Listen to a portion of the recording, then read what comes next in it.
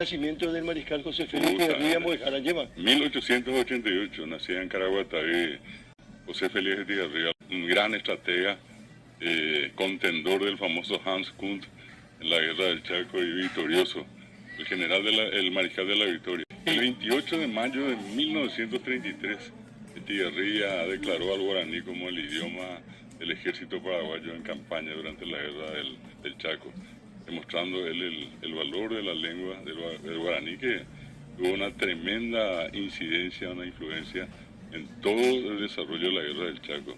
Hay tantas anécdotas al respecto. Y una cosa también interesante, ese sitio es dicho sea de paso, hay un parque está allí en Agüey, lo que sería lo más grande, donde cayó el avión. Y hay un libro que nunca olvido, que trata de la historia del pueblo de Patiños, es la pequeña comunidad de Patiño acá entre Areguá y Itaguá y Eipacaray.